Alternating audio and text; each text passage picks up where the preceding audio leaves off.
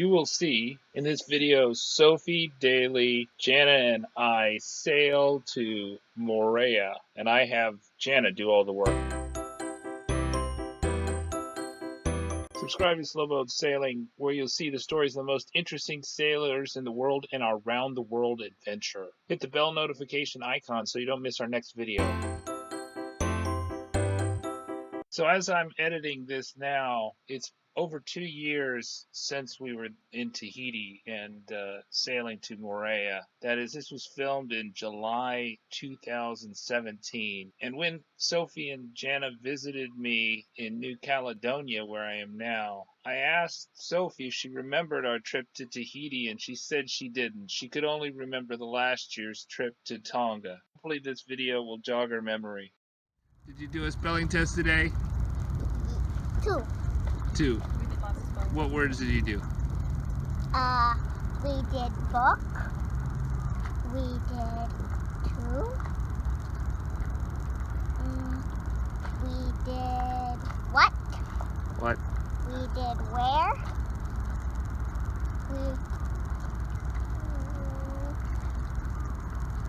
We did see. We did heat. Last time we were just at. That is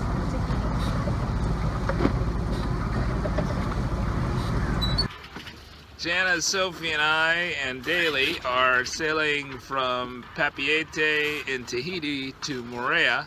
Moorea is only about, maybe the shortest distance is a little under 10 miles away, but the anchorage we're going to is about 18 miles away today. So it's a very easy day sail to Moorea to get away from the city and see the beautiful scenery here in the Society Islands of French Polynesia. So prior to Janna and Sophie coming to Tahiti, I sailed from where we hauled out last time in Hiva Oa in the Marquesas to the Tuamotus to Tahiti, and I had a crew member with me part of the time.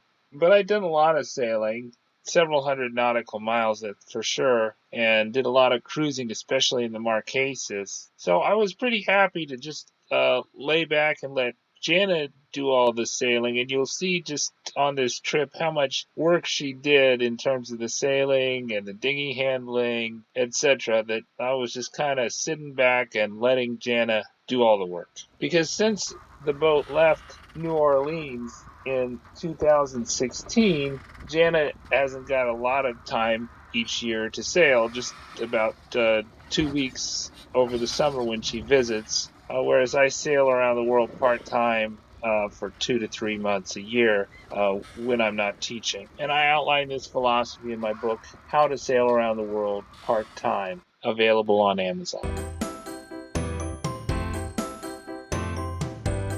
So in Papeete we did, we reprovisioned, refueled, got new water, got our laundry cleaned.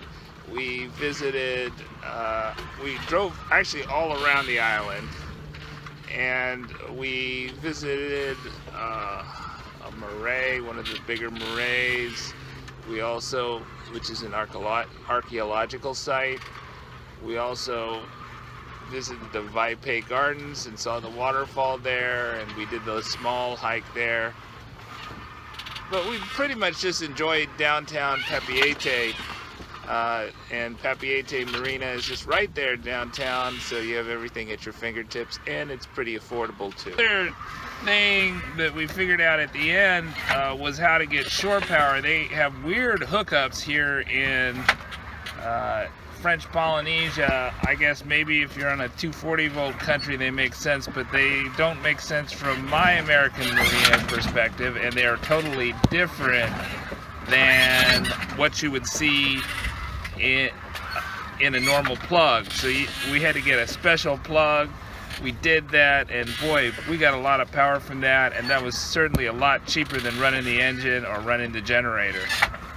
Like most places, you do have to pay for water and power, and Papeete Marina. So you'll find that in a lot of foreign marinas that you pay for your water and power, but it's usually a pretty good deal, I think.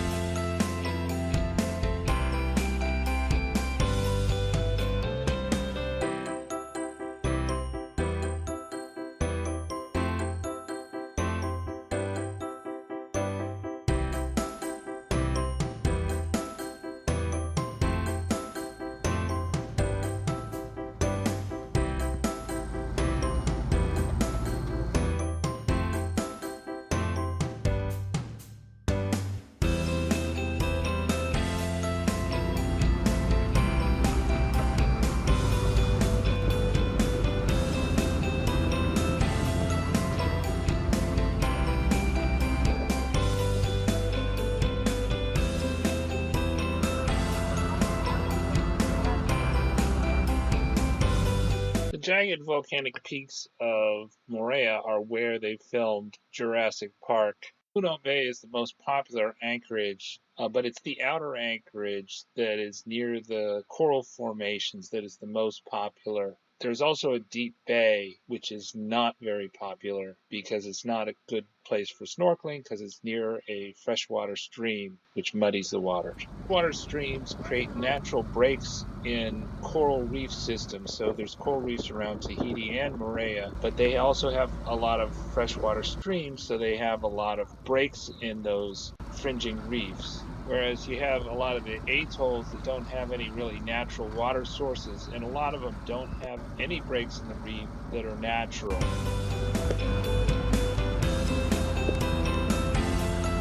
Our first anchoring attempt was not very successful in that the anchorage where all the good snorkeling is was very crowded. So we're going to try anchoring at the head of the bay, which has some good depths and plenty of room, and hopefully that'll go well. You can land on the beach at the head of Puno Bay. There's not really a lot around there. There's not really any restaurants or shops. It's kind of a bit of a hike to the park where the other boats are anchored. And there's not really a sidewalk, and the cars that drive there drive pretty fast. There's a lot of people that like get rental cars, and for their honeymoon they visit Moorea. So it's not really conducive to walking on the roads. Nevertheless, the anchorage where we were at was very close to some hiking trails, and we decided to go to the Belvedere or lookout.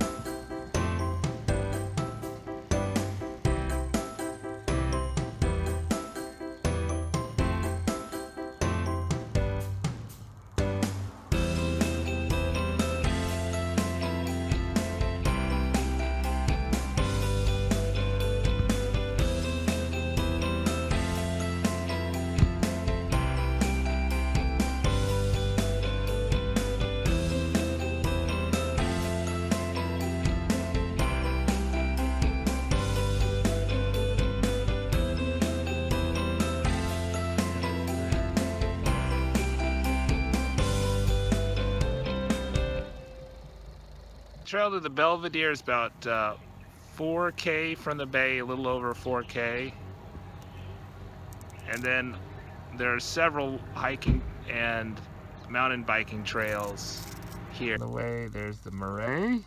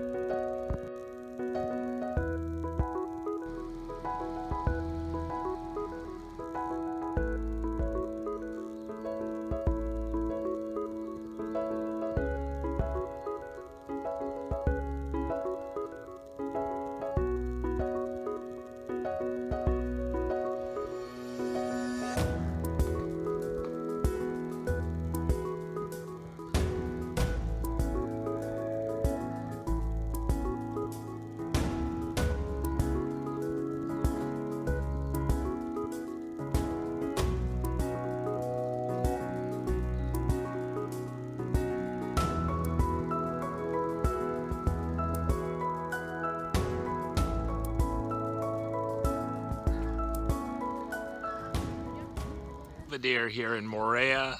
There are views of Cook's Bay and Openu Bay, and it's that you can either take the road or you can take the trail to it. The road is somewhat busy, definitely more busy than the roads I took in the Marquesas, but it's still walkable. We did not try the trail. Probably would take a bit longer, but you wouldn't have the traffic. The Belvedere road actually does not lead anywhere except to the Belvedere, so it's a one-way road, so you'd only want to take it if you were driving to the Belvedere. Most of the switchbacks are at the 4-kilometer mark, so most of the ascent is that way. It's not a very high place. I think it was 247 meters is the height. I saw ATVs, bikes, people, and regular cars ascending, so you don't need a 4-wheel drive vehicle like you do in many roads in French Polynesia. Janna and Sophie decided to turn around the 3.5 kilometer mark after the second moray or archaeological site, but I think you could do this hike at least on the road with kids, but because of the traffic it was a little sketchier than I was hoping.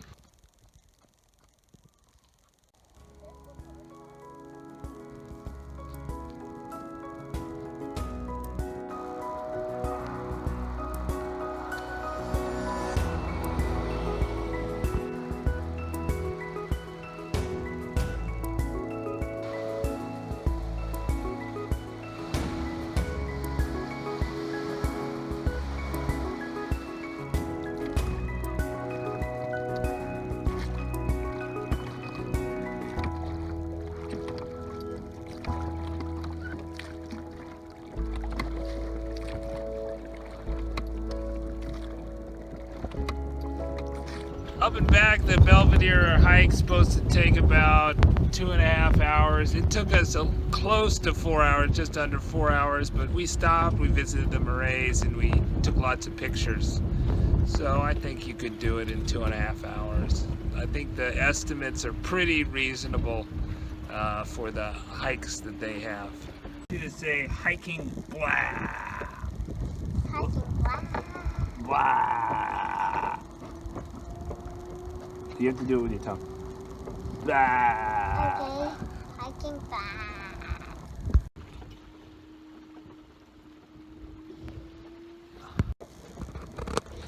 Why? Hiking thumbs down.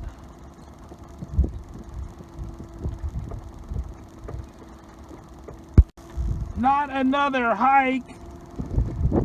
Can you say that? Subscribe and hit the bell notification icon so you don't miss our next round the world sailing vlog.